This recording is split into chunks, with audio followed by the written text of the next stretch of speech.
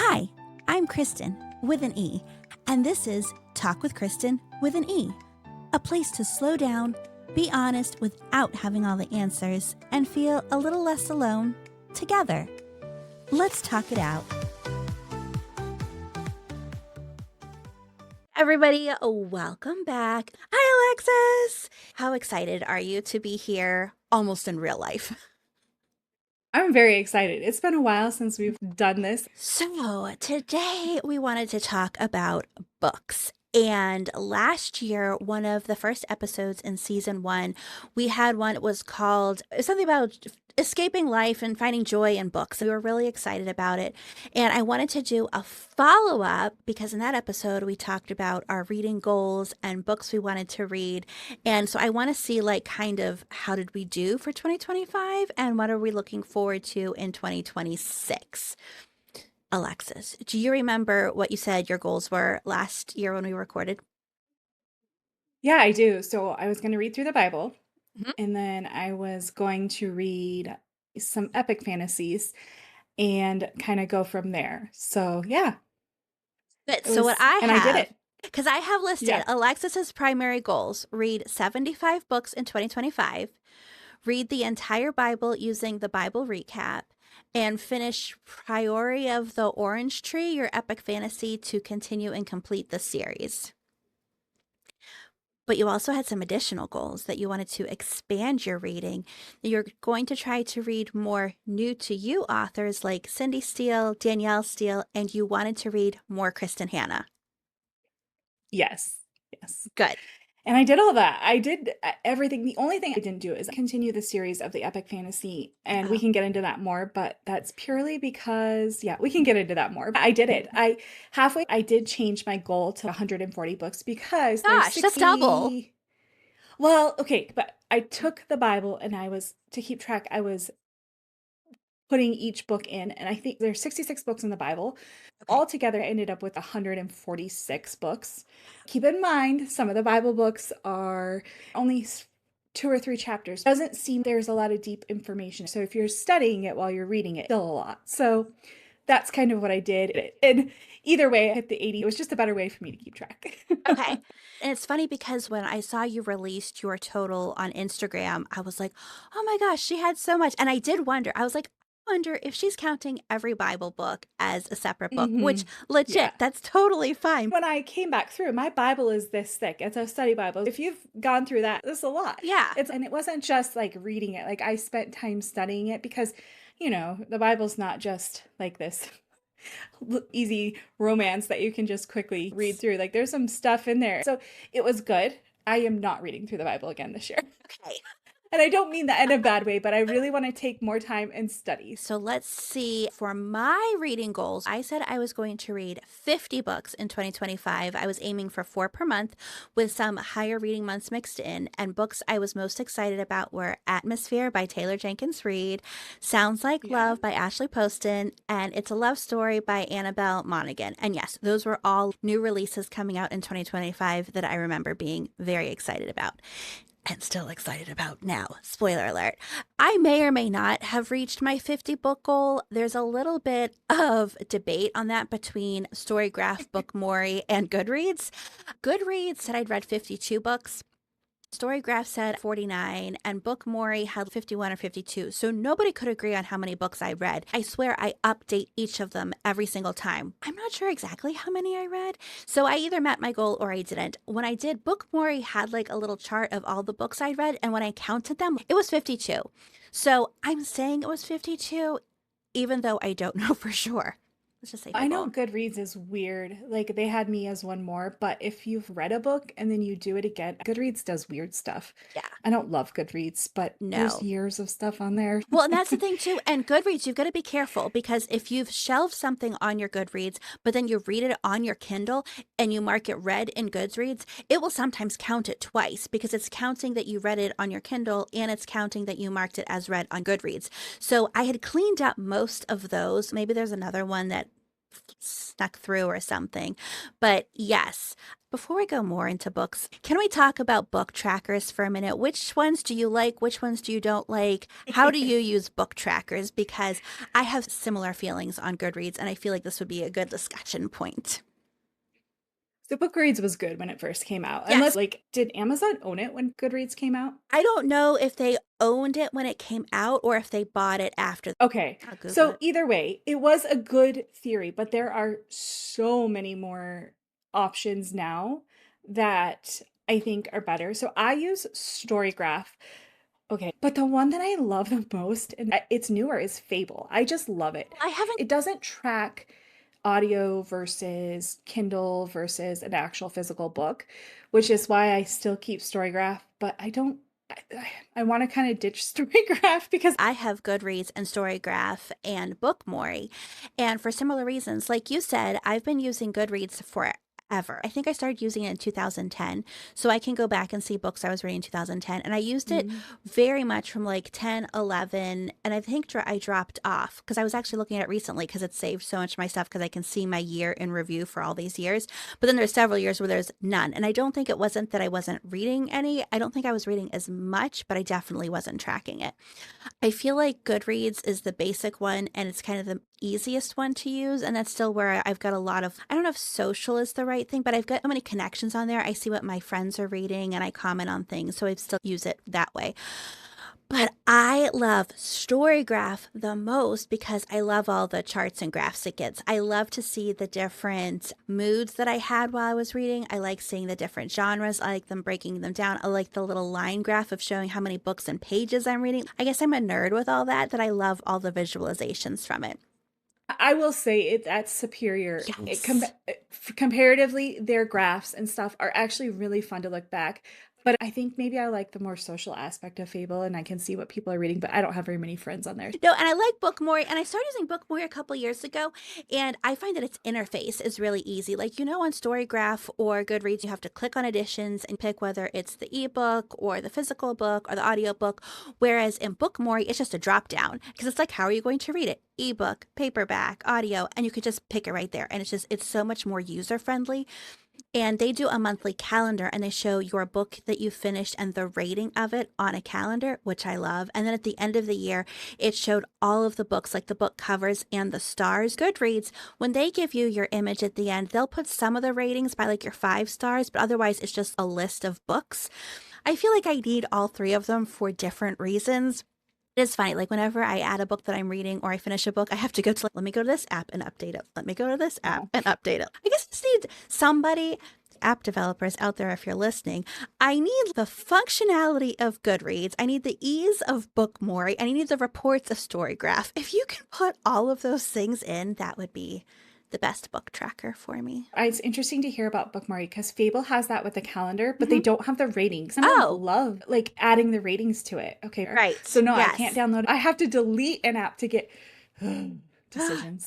I put my ratings on Goodreads and Bookmore, but not on Storygraph because Storygraph, I'm focused more on the information it shows. So I guess I only put a couple reviews on my Storygraphs. At the end of my report, it was like, your average rating is whatever. And these are the books you rated. It was literally like 2 or 3 books. And I was like, that's not a good way to come up with an average rating because I didn't actually rate all of the books. It's messy, I I don't guess. rate, and I will say the one thing I despise about Goodreads, like this is my main complaint, is I am a like 4.5 star or 4.75, and they don't give that. And that's the thing I love about Fable is as soon Yes. as you finish it, you can put like say Yep. it's on. I always have to round on Goodreads, and I'm like, that's Yes. not my true review of it. But that's probably the thing I actually despise the most. Yes, Bookmori will let me do half stars, and Storygraph, the few times that I have done it, it does let you go 0.25, 0.5, 0.75. So you can do any range of scores there. So, yeah, Goodreads, get your stuff together and be more like these other companies.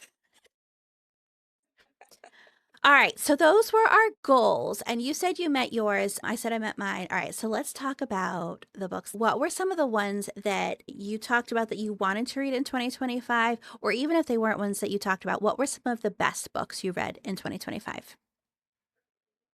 2025 was an amazing year for me with reading, and I don't know if I'm gonna ever be able to top it. And I don't know if it's just because discovered how much I really like fantasy books. But now I'm this will lead into this. It was so good. I'm scared to go into it because I don't want to be disappointed books because they were good. So I read The Priory of the Orange Tree. She has two other books with it, but one of them's really thick. That one took me 6 months to get through, and Really? it was a lot. I had to do audio and that. Now that I'm through it, I can totally get into the series and be fine. It was really good for me. It stretched my brain and made me have think, not just like read for pleasure and just what I call junk book. You know what I mean? Oh, We yeah. talk about junk books Mm-hmm. versus like good literature. But because I read that, it flung me into her other series called The Bone Season.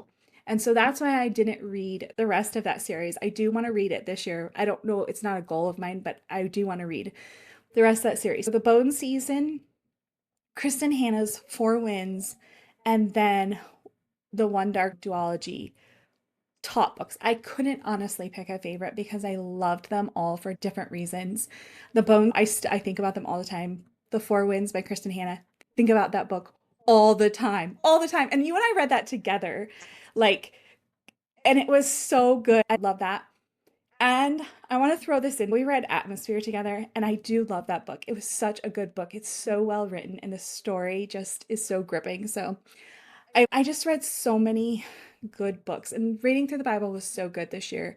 It grounded me in a lot of time when we had a rough year. So it grounded me in a lot of that. I had a really hard time narrowing it down to 10 books that I loved.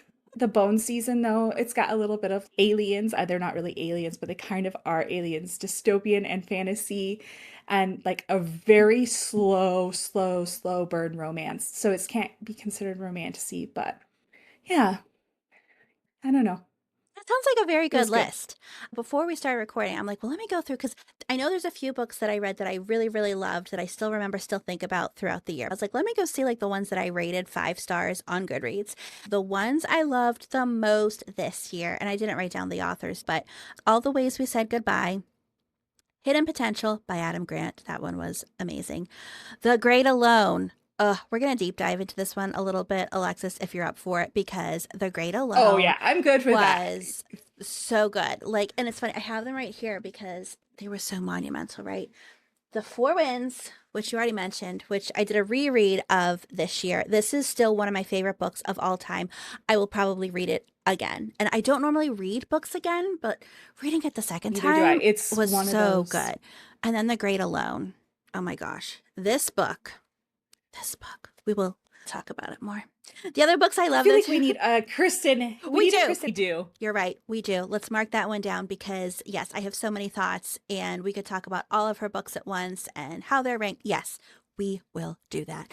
But then Atmosphere, which I mentioned, Taylor Jenkins Reid, can't go wrong with her. And oh my gosh, that book was so good. The Last Twilight in Paris.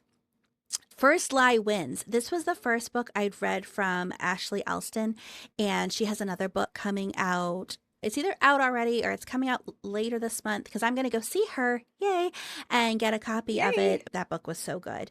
And West with Giraffes, which was a book I probably would have never read except it was in the book club girls or the book girls guide that I was doing there reading through the decades challenge, and it was the book from like the 30s or something. Oh my gosh, so good.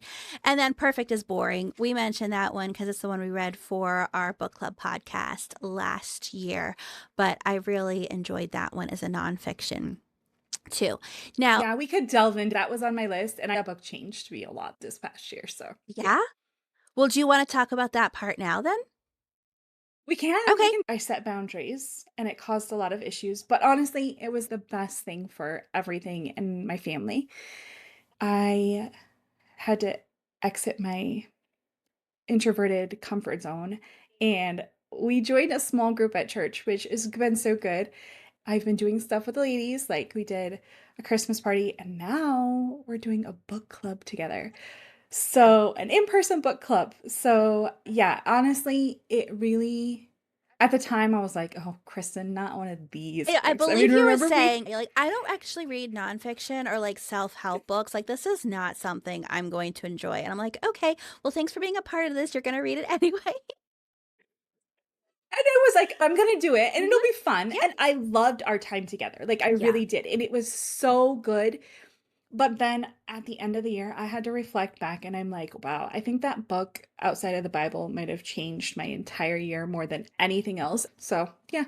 But isn't it funny though, like how I don't know how it all comes together. I'm always looking like, oh, everything happens for a reason. And if this hadn't happened, this wouldn't happen and this wouldn't happen. The three of us, like you and I know each other from college 20 plus years ago now. Kelly married my brother.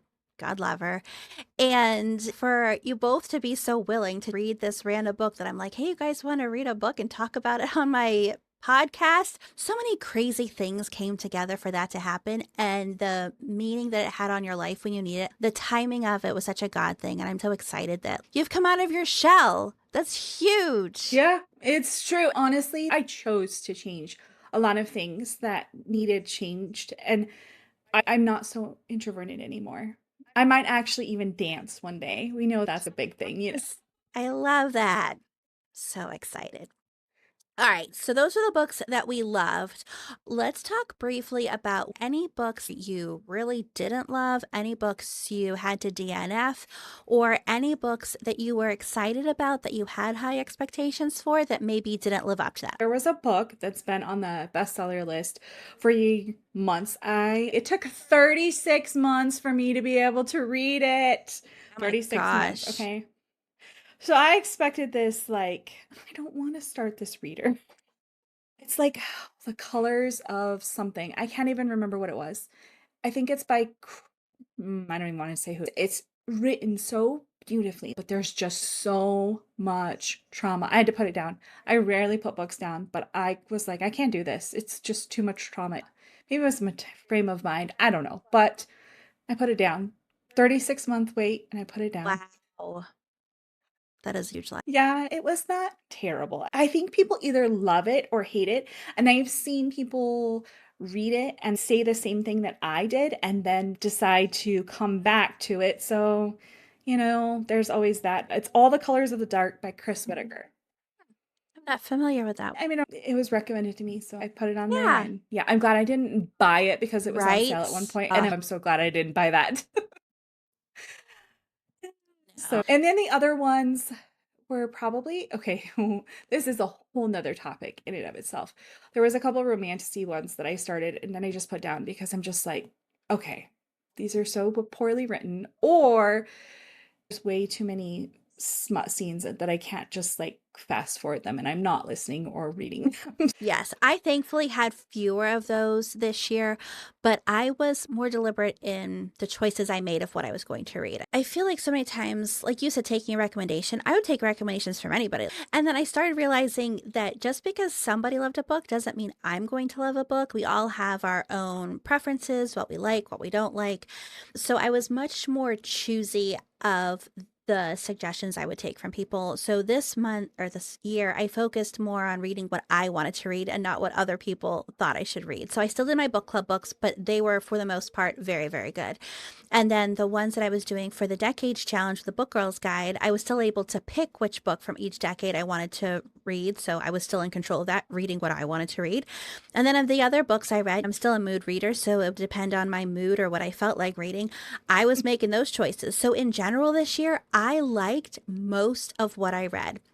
There were a few things that I didn't. Well, first, there was one and a half that I did not finish. So I did not finish The Illegals, which was about Russia's most audacious spies, which I thought I was really going to like because I love the show The Americans. I love reading about that kind of spycraft, and it was just not good. I was doing the audio version. Maybe if I'd been reading it, it would have been different, but I just could not get into it. I DNF'd that one. The other one, which I'm not counting as a DNF, but also did not finish, The Hobbit. My son wanted to read a book, and my husband's like, "Oh, you should read The Hobbit. It's a great book." Keep in mind, my son is 12. He's not a reader like I am. But then mom was all supportive, and I'm like, "Oh, if you're going to read The Hobbit, I'll read The Hobbit. I love those movies. This will be so good." It was not so good. It's very well written, but I was just like, I don't want to read this. So I did not put it on a DNF list. In fact, I think in Bookmori, I just have it on pause and it's got like 176 days paused or whatever it is because I want to go back and finish it. I made it past 50%. I would like to finish it sometime, but not right now. But the other ones that were disappointing to me, there was a book I read about Y2K that I thought was going to be more like nostalgia and good vibes. It ended up being like political and the author's personal opinion of current day things. This isn't what you guys sold me on the cover and the description. The one that I did want to talk about briefly, because I think you've read this one too, is Homefront by Kristen Hanna. Oh, yes, Homefront. I had to think about it because when I was reading that, I read a couple other military ones. So Yeah. but yes, I know which one you're talking about. Did not love it. I do think part of it was the audiobook because the narrator was not Julia Whalen, and I was pretty sure Kristen Hanna always had Julia Whalen do all her books. The narrator was not good. I didn't love the character development. I typically love Kristen Hanna books. This I did not. Like, I finished it because it was one of the decades books that I was reading, but did not love it. Sorry, Kristen. You've got lots of other better work. I think there are some that are hit or miss. I cannot stand her Winter Garden book. People love that one. I love that I book. didn't love it. I think it's either hit or miss. The Great Alone, I really liked it. Okay. We just need a whole podcast on we're gonna her. do that. We're gonna set it up. We may even schedule it at the end of this one because I have so many thoughts on it. Same thing with Nightingale. People love the Nightingale, and that was a book to me. So yes, we will save all of this for a future Kristen Hanna episode that will be amazing, and we will deep dive into all of them. Were there any other books that were kind of misses for you this past year? No, not really. I mean, there were some books that I just read because I'm a mood reader, so I would just pick it up and read it. They weren't necessarily anything amazing, but they weren't bad either. Okay, so let's talk about surprises for a minute then. Were there any new authors that you found that you ended up loving, or any new genres that you got into that you didn't realize you would enjoy? So Samantha Shannon is probably become one of my favorite authors. She's a British author. She wrote her first series when she was 17 and was compared to J.K. Rowling. Really? Okay. Her writing is just very well done, but I don't know that her books are necessarily for everyone. It's kind of, do you like Harry Potter? You might not like. She kind of became a favorite author of mine. I would probably read anything she wrote at this point. Kind of one of those, Yeah. because I really just loved her. I mean, she's the Bone series, and The Priory of the Orange Tree was, okay, so that book was so long, and there's things that I think that could have been cut out, but on the other hand, as a whole, I didn't look back and be like, I wish I would have never read it. It was so thick. Oh my God. I don't question whether I read it. Like, I really enjoyed it. So there's that one. I'm trying to think if there was any other authors. I read the Cindy Steele ones, and then there was another author that passed away tragically. And I read her books. They were just romance, kind of like Cindy Steele books, and I really enjoyed those. I read all of those on Kindle Unlimited to kind of support her. I remember when that happened. I really was surprised at how well I enjoyed them. Yeah. So similar. What's funny is I think when we recorded last year, and I was talking about how I did enjoy historical fiction, but I got tired that, oh, there's so much historical fiction. It's all World War II. Like, I don't want to read any more Holocaust books. Several of the books that I really enjoyed this year were historical fiction books set in World War II. But they weren't necessarily Holocaust specific. The Last Twilight in Paris was kind of Holocaust adjacent, not necessarily a total Jewish story. And I really love that one. All the Ways We Said Goodbye was around World War II. What I've found this year, and based on my stats from Storygraph, historical fiction really is my favorite genre, with a very close second to romance, contemporary. Like, that stuff is all kind of in the top still. But I love historical fiction. And by doing the Book Girls Guide Decades Challenge, it exposed me to even more historical fiction from different time periods that I wouldn't normally have read, like the West with Giraffes book from the 30s. And there were so many other books from the 70s. That was The Great Alone. And there were so many different time periods that I got to read that expanded my view that no, not all historical fiction is World War II. There is other historical fiction out there, and I loved getting more involved in that. And those really are the books that I am drawn to. I still love romance books. One of the new authors to me this year was Catherine Center. I had never read her before, and I'd even heard about her when I went to a Sophie Cousins event at the end of 2024. This lady Allison was like, "Oh my gosh, if you love Sophie, you would love Catherine Center." And I was like, "Oh, okay. Thank you." I never thought about it again. And then when there was a Catherine Center book on NetGalley, I was like, all right, I'm not losing anything by reading this free book from Catherine Center. I'll see if I like it. Oh my gosh, it was so good. It was The Love Haters by Catherine Center. I met her last spring and had a fun little chit chat with her. Absolutely loved her. The book was so fun. So my plan this year is I'm going to start reading through some of her backlist.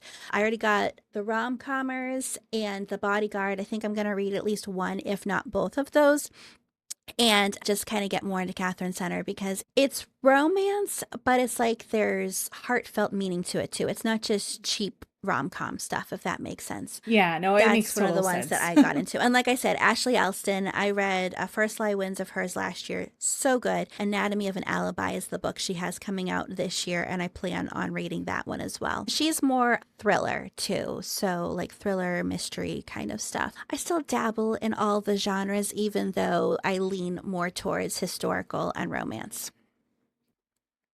Yeah. So, looking forward in 2026. What are your goals for 2026? Do you have a number? Are there any specific goals or books you are looking forward to? Yeah, so I have struggled since November to really sit down and read. My brain cannot like calm itself to read. Perimenopause, I don't know what Like, it that's is. my excuse for everything anymore. I'm in perimenopause. But I am struggling to calm my mind to read. And I think we've just had so much going on. I listen to a lot of audiobooks, and I don't know if maybe that kind of messed it up. But either way, I am struggling to read. So this year I had this grand idea. Keep in mind, I was sick going into the new year. So when I am sick, I don't always make the best choice. But we're going to go with this. I was reading, and this is going to be controversial, but I wanted to read it because I read both sides. So I read Eric Trump's Under Siege. It's a new book that came out. It's talking about his dad, and I found it really interesting. So when I was reading that, I was like, you know what? I'm going to just read a biography of all of our presidents this year. What was I thinking? Wait, there's 46 presidents? I mean, I know some of them had multiple Okay, terms. right. But I'm going to do this because here's where I was at. I just feel like I needed some, because we have homeschooled for so long, I have avoided a lot of nonfiction books just purely because my brain is tired and I need just Mm. something that's fun. And I already am learning, I'm reading these to my kids. So I wanted something else. Well, we're kind of at a stage where my kids are doing their own stuff now. So I'm not reading as much. So I thought, okay, I'll do this. Apparently there's somebody that's already had this grand idea because there's a whole website of the best biographies of all the Really? presidents. So I started with George Washington. And the problem is the book is 42 hours long. And I'm like, You're not going to get but through all it's the good. presidents. So, okay, now I've kind of lowered my expectations. I'm going to read 75 books. I'm going to read some more nonfiction books. I am still such a mood reader, but I am kind of being a little more picky and choosing about what I'm going to read. But I have some more historical fiction books because I do enjoy them. Book club is kind of decide, some of those. So right now I'm reading a book club book, the Guernsey Potato Pill Society. I think I got the title on that wrong. Everybody loves it. I am enjoying it, but I don't like the format. And it's a World War II book, but it's not okay. So it's set after World War II, but they reference what happened during World War II. And we have talked about this, like we're kind of over the World War II books, but I'm enjoying this. So it's kind of like you with yours. I haven't really fully fledged out my goals because I started the year off sick and messed up with just everything. So just more nonfiction, 75 books, and maybe being a little more picky about what I read instead of just reading to read, if that makes sense. Yeah, it does. And I love that because that's what I did last year, being more particular about the books that I chose to read. And it really did make a difference because reading what I wanted to read meant I was already going to like it. Even the books I didn't like were my choices. I wasn't reading because of somebody else.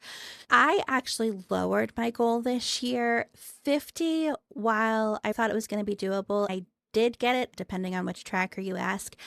I feel like I cheated on some of it because I did read some short stories. Like Amazon does those like a holiday. They've got like short stories that you can read like in an hour or less. So I had read a couple from their Halloween series and their Christmas series. Not a lot. I think I read two from each. As it got towards the end of the year and like Storygraph is all like 4 more books till you're back on track, I started struggling and like, oh my gosh, I'm not going to make my goal. Oh, I've got to read more books. And I ended up just kind of reading just to get the goal.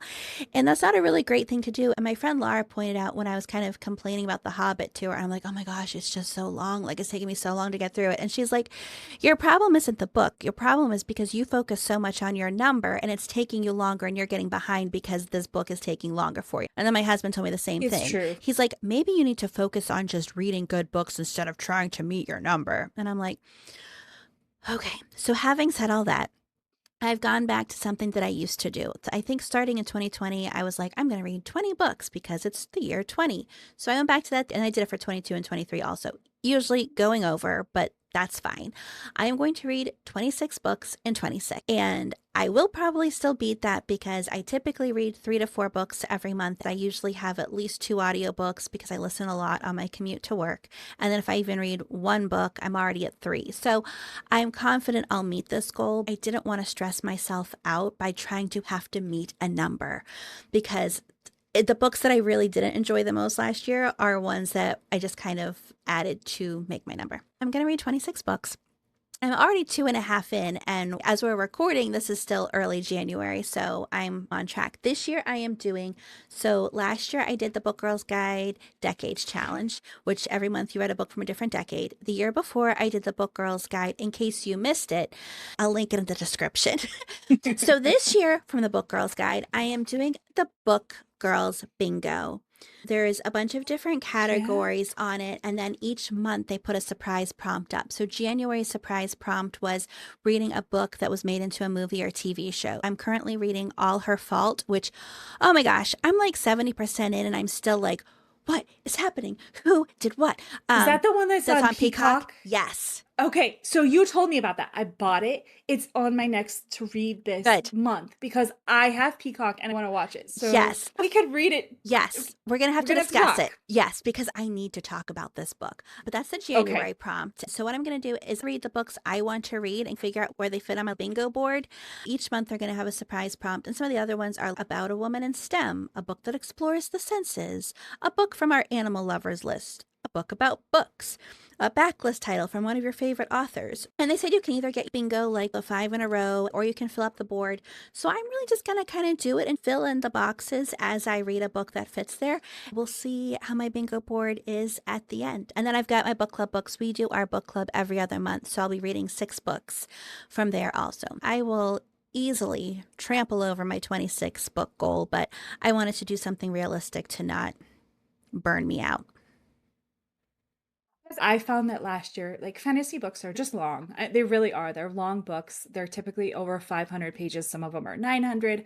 And so I kind of had to give up this idea of a lot of books. I may change my number halfway through the year. I'm hoping I get my reading mojo back, Yeah. because I've got a Kindle full of books and I don't really want to read. I feel like that sometimes, and I go through kind of phases like that. There's sometimes where I'm like, all I want to do is read. I want to get home from work, have dinner with the family, spend time with them, and then go read. Other times after dinner with the family, I'm like, let me watch these 1,800 different YouTube videos. It's just about where I'm at mentally and emotionally and the energy that I have. If we can talk about your president's thing for a minute, I don't think that's a terrible idea. Maybe it's not all in one year.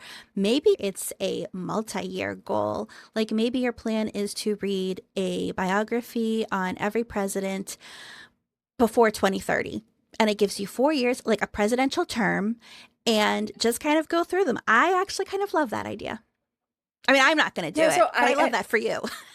I love history and I like politics. And I know that's taboo, but I love politics and I love history. And so I realize how much presidents really do influence politics. If you guys really dug into who George Washington is, 2026 America would hate George Washington. I was going to be blunt. He left some Native Americans beat him up because they turned on him. No, like just left them. That would never pass now. And I'm not saying it's right by any means. Right. These men really had a lot to start this country. Like they had some fortitude to start this country. And so it's really fascinating. I have learned so much. And my kids, on my birthday, asked for the manners book that he Oh, used wow. because he didn't have an education like Thomas Jefferson or Hamilton. And he was resentful of that because they would have learned Latin and had this higher education and he didn't have it. So he took it upon himself, but he copied painstakingly 100 manners from an etiquette book just because he could maybe he considered the first one to like want good wages because he wouldn't even get paid. He said, I will work for free versus getting paid what you want to pay me to be like a surveyor or when he was kind of starting to be like general and stuff. So yeah, and it was interesting. It's I've learned a lot. interesting. It's hard because I really have to think. It's been good. It's really good. And I'm going to keep it up. Although I've been told that the middle presidents, like some of the 1800s, they're really boring. Probably So are. we'll see. Before we close, any other thoughts about anything you read last year, anything you're looking forward to reading this year, any recommendations you want to make for anybody? I will say Kristen Hannah just always like the Four Winds, I think is Good. always. And then I think the Bone Season, if you like dystopian fantasy, you should do that. I am looking forward to the author that I've told you about that I got into zombies. She's supposed to be releasing her last book in this series, and I am so looking forward to delving back into that. Oh, And so, wow. yeah, That's awesome. Well, for me, I know there's several new releases coming out this year that I don't know if I'll read as soon as they come out, but I'm at least tracking. Spencer Pratt's book is coming out soon. Spencer Pratt, soon to be mayor of Los Angeles. His book's coming out. I'm really excited about that. My favorite authors all have books coming out this year. Well, not Taylor Jenkins Reid doesn't, as far as I know, but she and Kristen Hanna are kind of every other year or every 3 years kind yeah. of people. Annabelle Monaghan has another one. Catherine Center has one coming. Ashley Poston. They all have books coming that I'm very excited. Kristen Hannah what has one too. I haven't seen She's it really yet. I think so. Okay. I might be wrong, but I am almost positive she has one coming out this year. She released The Women 2 years That's ago, right. so it So it is tracks. about time for that. Let's see. We'll look it up real quick. Kristen Hanna, new release 2026. She doesn't have a new book confirmed for 2026. Oh, maybe not then. Yeah. I thought she did. Yeah. Maybe it was, It's but rumored in 2027 that her first draft was completed in 2025, according to Google. But we'll see. yeah. I don't know if you ever read The Midnight Library by Matt Haig.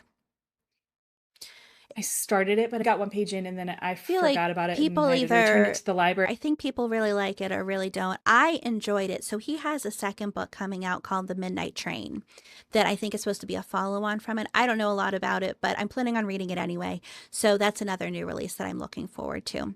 So that's what I'm looking forward to in So 2026. there's never a lack of books. There's so many, and you can never get ahead of it because there's more being published all the time. That's why people's TBRs will never be done because you're just going to keep adding more books that you want to read. It's a never ending cycle, but not a bad It's cycle. very true. It means we'll always have something to read.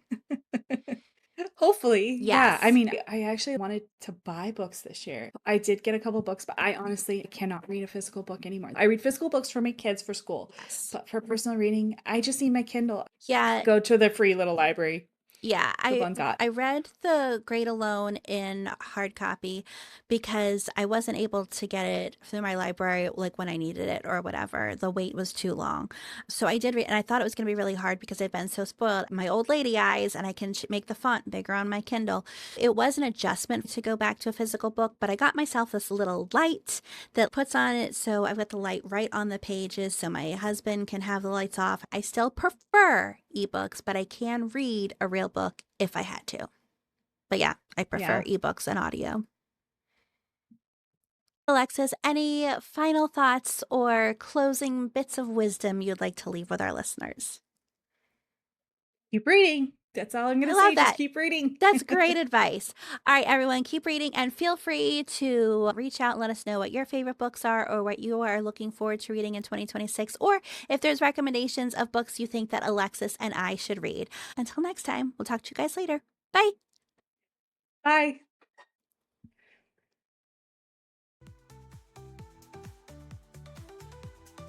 Thanks for spending this time with me. I hope this conversation made you feel a little less alone. Take care of yourself, and I'll talk with you soon.